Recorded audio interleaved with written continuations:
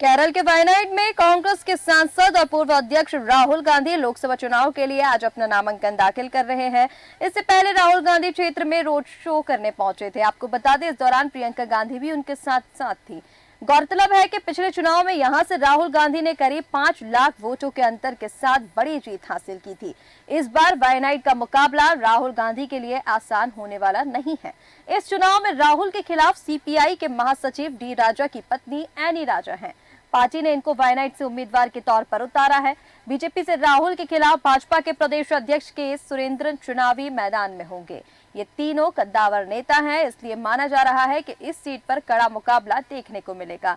हालांकि राहुल गांधी दोनों के मुकाबले में एक बड़ा चेहरा है और इस सीट से मौजूदा सांसद भी हैं। बीजेपी की ओर से मैदान में उतरे सुरेंद्र ने राहुल गांधी पर जमकर निशाना साधा। उन्होंने कहा कि ये अच्छा है कि राहुल गांधी आखिरकार नामांकन दाखिल करने के लिए वायनाड आ रहे हैं। साथ ही उन्होंने ये आरोप लगाया कि निर्वाचन क्षेत्र में कुछ भी काम नहीं कराया गया है। इसी बीच केरल के मुख्यमंत्री पिनाराई विजयन ने भी इंडिया ब्लॉक की पार्टी सीपीआई की एनी राजा के खिलाफ चुनाव लड़ने पर राहुल गांधी पर जमकर तंज कसा है। तो तस्वीरें आप देखिए, राहुल गांधी के रोड शो की ये तस्वीरें आपको दिखा रहे हैं, जो वायनाड में राहुल गांधी रोड शो कर रहे हैं और यहीं से कांग्रेस की चुनावी यात्रा जो है वो शुरू हो जाती है। आपको बताते, कल स्मृति ईरानी रोड शो करेंगी और ये कहा जा रहा है कि राहुल के खिलाफ पहला रोड शो स्मृति ईरानी का होने वाला है। तो तस्वीरों में आप देखिए, जहां राहुल गांधी के साथ साथ प्रियंका गांधी भी नजर आ रही हैं। और ज्यादा बातचीत के लिए हमारे साथ पॉलिटिकल एडिटर प्रवाल सक्सेना जी जुड़ चुके हैं। प्रवाल जी, आपसे समझना चाहेंगे, वायनाड की सीट पर त्रिकोणीय मुकाबला, काफी कड़ा मुकाबला होने वाला है और इस बार राहुल गांधी के लिए आसान नहीं होगा, क्योंकि पिछली बार बड़ी जीत उन्हें हासिल हुई थी, लेकिन इस बार यहाँ पर कड़ाके की टक्कर है। देखिए, जिस तरह से आपने देखा कि प्रधानमंत्री ने और पूरे भारतीय जनता पार्टी के वरिष्ठ नेताओं ने जिस तरह से दक्षिण क्षेत्रों के अंदर जाके जो 165 लोकसभा क्षेत्रों में वो अपना कैंपेन चलाया है, तो एक प्रकार से उन्होंने पूरा फोकस दक्षिण में किया है। और जिस तरह से आप करेंगे, वायनाड में जो केरल से में आता है, वहां पर राहुल गांधी अपने आप को बड़ी सुरक्षित सीट मान के चल रहे थे, लेकिन इस बार जिस तरह से त्रिकोणीय मुकाबला है, तो निश्चित रूप से वो कहीं ना कहीं उस रण में अपने आप को फंसते नजर आ रहे हैं और वो काफी मेहनत भी करना पड़ रही है। और काफी रोड शो करने के माध्यम से बताना चाह रहे हैं कि वो ही यहाँ के असली। अब सवाल ये उठ रहा है कि लोगों का कहना है कि आपने अमेठी से पलायन करके आप वायनाड आए हैं और यहाँ पर भी आप त्रिकोणीय मुकाबले में फंसे। तो निश्चित रूप से यहाँ पर जो है वो जो मोदी जी का जो जादू चल रहा है पूरे देश में, वो उसको लेकर कहीं ना कहीं वो जरूर टेंशन में है और सब तरफ से वो ये चाहते हैं कि ये जो गठबंधन है, और एक प्रकार से देखा जाए तो भारतीय जनता पार्टी और उनके गठबंधन ने उनको वहां पर एक प्रकार से कैद करने की रणनीति अपनाई है कि वो वायनाड से बाहर नहीं निकल पाए और वहां पर ही फंस रहे हैं। त्रिकोणीय मुकाबले ने उनकी और टेंशन बढ़ा दी है।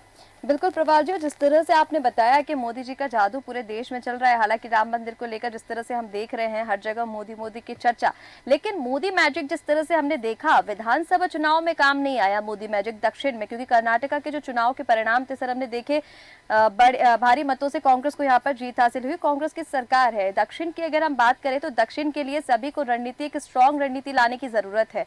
अब यहाँ पर जिस तरह से राहुल गांधी मैदान में उतरे हैं, कहीं ना कहीं बीजेपी के लिए बड़ी चुनौती यहाँ पर भी बनी हुई है। राहुल गांधी जिस तरह से टेंशन में है, क्या मोदी मैजिक दक्षिण में इस बार चल पाएगा? विधानसभा के मुद्दे और लोकसभा के मुद्दे अलग अलग होते हैं। आप उनका जो बेसिक अंतर को समझिए। लोकसभा का चुनाव पूरे देश के लिए होता है, देश के जो प्रमुख मुद्दे हैं उनके लिए होता है। और जिस तरह से एनडीए और भारतीय जनता पार्टी ने जो वादे किए, उन वादों को उन्होंने पूरा किया। उन्होंने एक राष्ट्रीयता के नाम पर उन्होंने एक सब समान नागरिकता संहिता को लेकर, या 370 की बात करें, राम मंदिर की बात करें, 3 तलाक की बात करें, तो जो कहा सो किया, उसके आधार पर वो जो दक्षिण में जिस तरह से उन्होंने रणनीति बनाई है, मैंने कहा ना आपसे 165 लोकसभा क्षेत्रों पर उन्होंने फोकस किया।